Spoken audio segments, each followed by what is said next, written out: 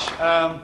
A few words tonight on the subject of avarice and envy and, well, who knows what else may happen.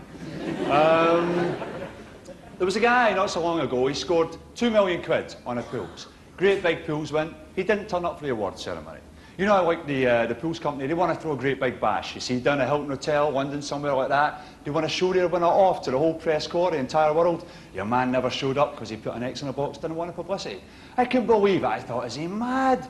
Because I've been doing the pools for years. And when I score my £2 million, I'll be down at Hilton Hotel in a flash. Man, I'll pay my own train fare and everything. I don't mind. Probably get down on my own train. All my friends will go down there. Because when I win £2 million, I want the world to know. I want a great big party atmosphere. I want disco lights and dancing women. I want strobes, dry ice, all that stuff. I want all the people there at the back, all the freelance people on ecstasy, people humping in various rooms, all that loads of wine flowing and grapes, all that kind of great thing, okay?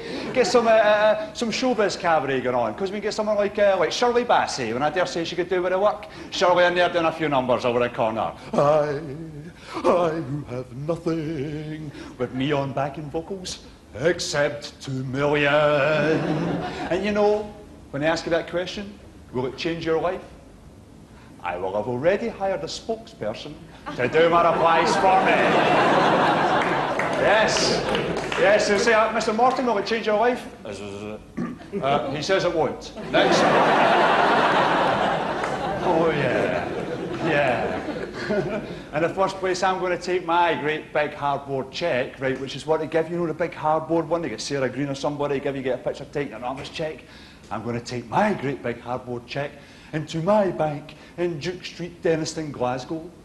Because last year, my bank in Duke Street, Denniston, Glasgow knocked me back for an overdraft. So I'm just going to walk right in there, I'll just go up to the counter, I'll say to the guy, excuse me, you remember last year you knocked me back for a small overdraft? You there? Well, look at that! $2 million! And do you know where it's going? The bank across the road! Suck my hardboard! I'll say.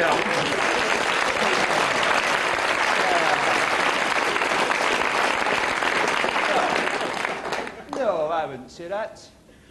I get my spokesperson to say it. Suck our hardboard. What do you mean, our hardboard? I've been going in that bank for 2-3 years now. Every time I walk in there, they always start like phoning other branches to confirm that I'm not who I think I am. You know? The guy says to me, well, can you prove you are who you say you are? I said, what? Do you mean in a philosophical sense? As a matter of fact, I can. I overdraw, therefore I am. And I'll be having shatter. But what if you did win that kind of money? Well, people say that you would be plagued by begging letters. I don't think so. I don't think so.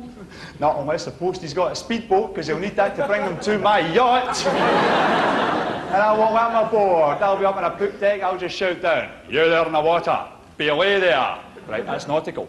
Belay there, I'll say. What are you after? Got a sack full of begging letters here for you, mate. Well, dump them. Hold it. Have you got my coupon? So as long as you keep sending me my coupon. What if you won the pools twice? I'd be dynamite. Back down the Hilton Hotel the following week. Well, Shirley, guess who's back? Yeah. That'll do. You know that statistically, you have more chance of being murdered than of winning the pools. That's true. Thank goodness we're not sat about on a Saturday afternoon anticipating that one, eh? Oh, wonder if today will be the day, eh? Oh, yeah, dancer! What if you win the pools and then you get murdered in the same week? You'd be a bag of nerves, wouldn't you? People are reading about you like that. Pools winner found dead. Apparently beaten to death with a large piece of hardboard. All the people that sent you begging letters going, shit, what a waste of a stamp. But then if I did score that kind of money, all right, $2 million, I mean, I couldn't keep all of that. Got to donate some. But who, you know, a charity, but who? Yeah. Did I give it to the homeless? I don't know, did I give it to the Donkey Protection League? The homeless donkeys? Who did I give it to? I mean, I got 2 sisters. Surely I got to cut them in for some of it, all right? But how much do I give them? I mean, you give 5 grand, 10 grand, 15 grand? Maybe it's 10%, 12%, 12.5%. I've got a whole bunch of mental agitation going on, an entire moral dilemma, and I haven't even won the money yet. Oh, no.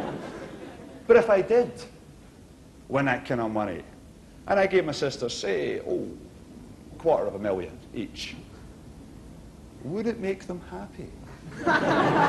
You know, because it can't buy you happiness, you know. They'd probably end up miserable. And I would rather carry that burden of enormous wealth myself than inflict it on those I love. Although, if they happen to win the pills first, I would hope they'd allow me to share some of their suffering. Yes? Because it can't make you happy, you know. That's what they say. Although I would quite like to prove that one for myself. Because as an existentialist, you know, I'd quite like to, because I have a suspicion, just a suspicion, that if you were to put £2 million in Morty's back bin, you'd be almost guaranteed a smile. I think so. And I know, however, that money can disrupt, like particularly say in a relationship, it disrupts. In a relationship, money is kind of like it's like an axis around which a whole lot of arguments revolve. And if you're in a relationship, you're probably into that what's mine is yours, what's yours is mine thing. Who thought that one up, eh? Let me take a guess, it was probably someone who had bugger all. Granted, in my relationship, you know, what's mine is hers, and what's hers is mine. There is also a certain amount of mine which is not hers, it's mine. And I like to spend it on me.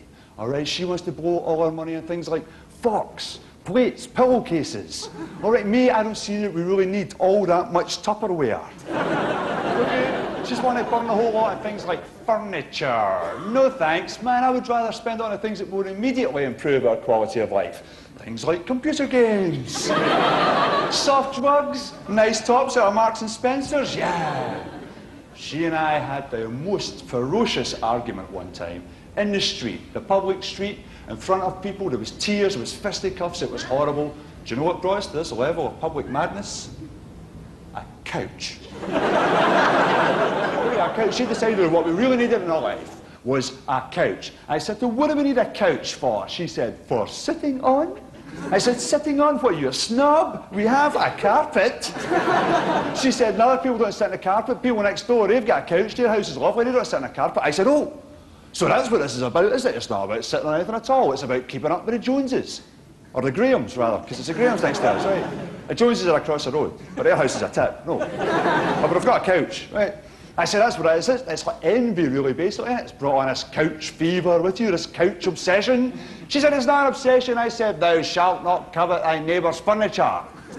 And it is envy. I'm sure it is, because I read a definition of it.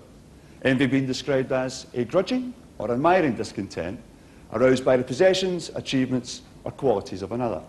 So that, for instance, or a man here, it's a fairly smart-looking black kind of jacket, zippered affair there, you know. You possess that, I'd quite like to, you know, have that. No, but you know what I mean, that's just nice. And achievements, so envying achievement, well, there's a man up there, you've achieved, well, you've achieved hair. So I envy that. Now I've got my own definition of envy. Came to me one night, I'm standing waiting on a bus, all right, the rain is pissing down, I'm miserable, feeling sorry for myself, late at night. The bus never shows up, and I'm standing, and while I was waiting, out of the darkness comes this guy cruising past, snug, smug and warm in his gorgeous 7 Series BMW. And as the car came past me, I remember going like that. Bastard! So you see, my definition of envy is that state of mind where you're impressed and depressed at the same time. All right? Like whenever I see, I don't know, like muscle men, like guys with good physique, you know, muscle strong men, men have got their body together. Men so strong they can pick themselves up.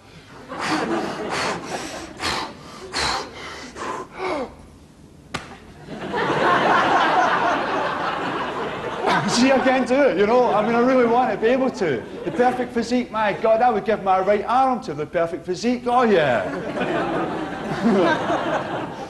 I've tried all sorts of things to put on weight. I mean, I've tried eating, no effect. All right, someone said to me, you know, yeah, pasta is good for weight gain. Pasta, okay, fair enough. So one night I eat 3 tins of alphabeti spaghetti. And the next day, whenever I farted, it sounded like I was trying to say something. My girlfriend said, did you fart or did you just ask me where the phone book is?